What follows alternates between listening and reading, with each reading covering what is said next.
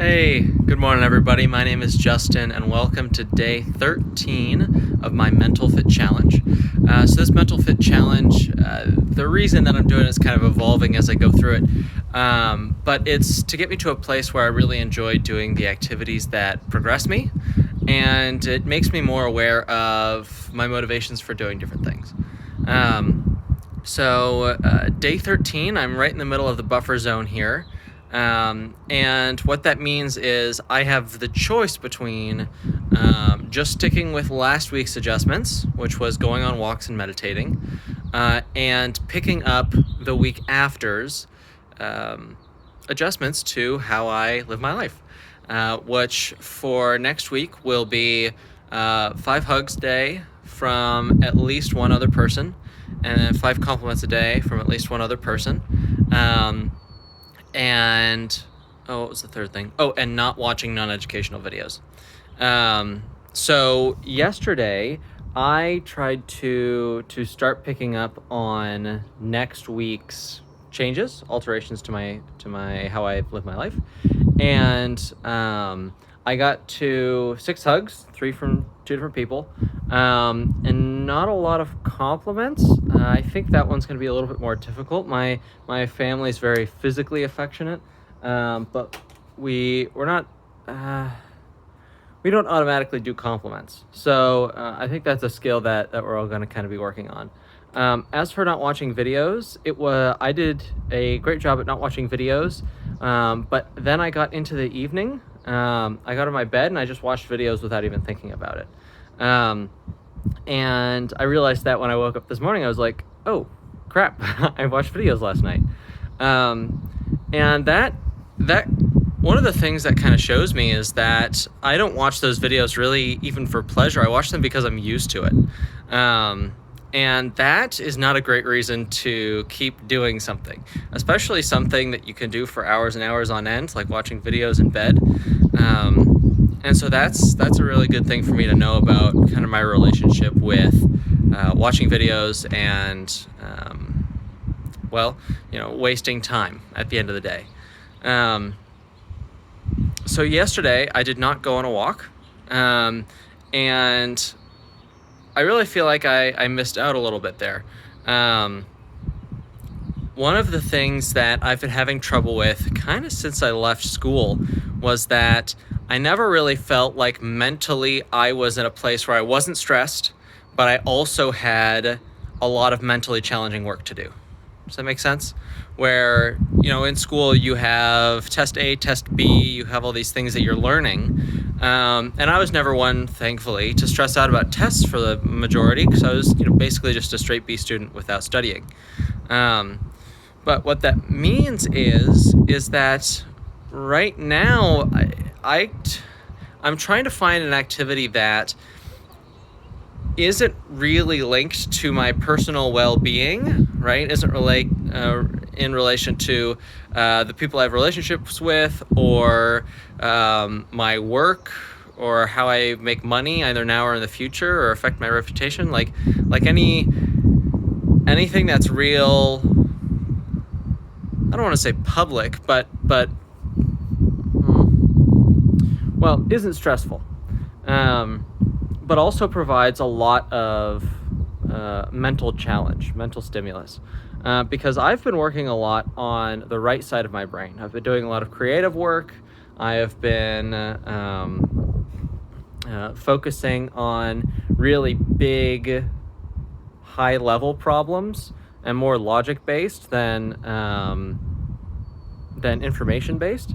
And so that's something that I'm going to be looking into in the next couple of days, maybe in the next couple of weeks, until I find it, basically, because I kind of miss feeling that sharp, where you can just be like, oh, I have absolutely no idea how to even attempt to solve this. All right, X, Y, Z, let's figure out how to do all these steps, and then bam, it's done.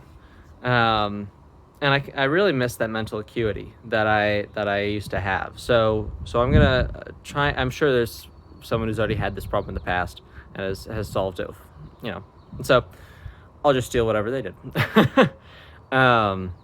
But that's kind of what I've been realizing about myself, is that I'm not quite as sharp as I used to be, and I think that's because mentally I don't have enough challenge. right? I play video games, so there's some stimulus, but it's not challenging, right? Because, I don't know, I don't really go into a video game blind anymore because I watch videos about them.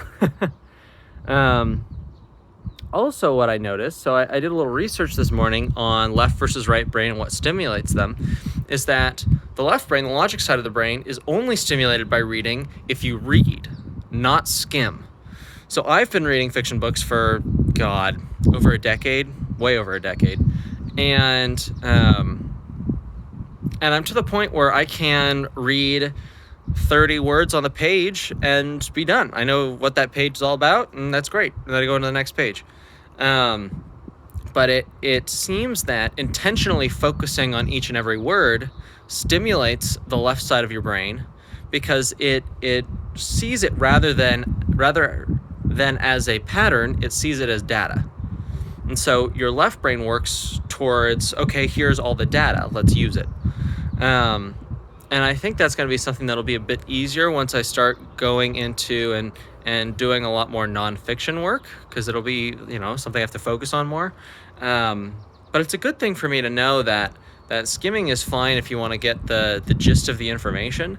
But I think for pleasure, it's a lot better if you take a step back and you say, all right, let's go slow. There's no reason to read fast, right? It's not like the book's going anywhere and you don't need it for anything. So let's just go one word at a time. So that's going to be one of the things that I try to do, is slow down the reading.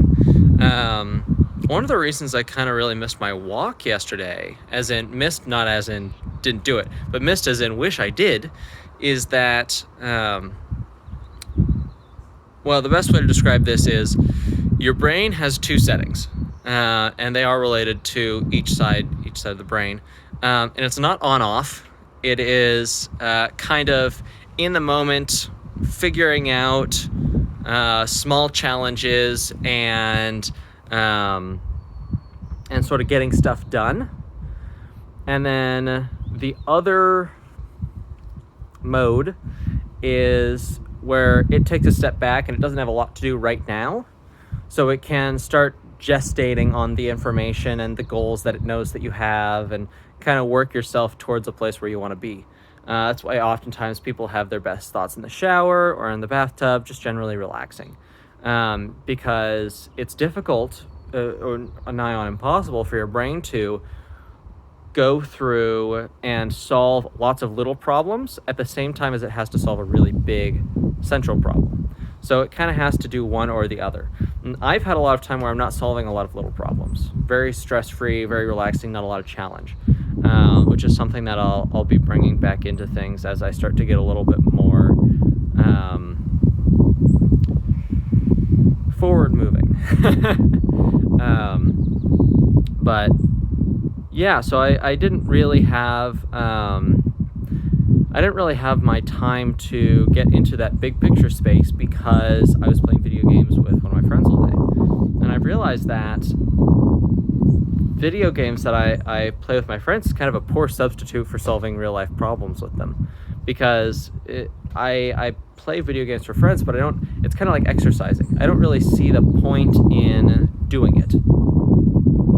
Right? Not intellectually, but the part of my brain that deals with motivation, the emotional part, it's like, what are you doing? Like, this is just a waste of time.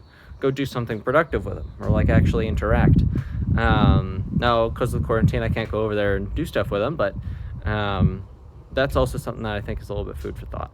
So the last thing I'm going to end on today, I try to keep all these under 10 minutes so I can post them to Instagram and I don't have to do another video, is for the WildFit challenge. So I'm still losing weight, which is awesome. My skin's clearer than it's ever been in my whole life. And I'm feeling really good about myself. Today, I'm going to be doing some more cooking. I'm going to make coconut lime chicken. I'm going to do something with the pork shoulder that we have. And I think I'm going to go out and get the stuff for Thai vegetable soup, which it's just a lot of vegetables. I have some left over, so I'm going to finish that up first. But that's it for me today. I hope you all have a great day, and I'll see you tomorrow.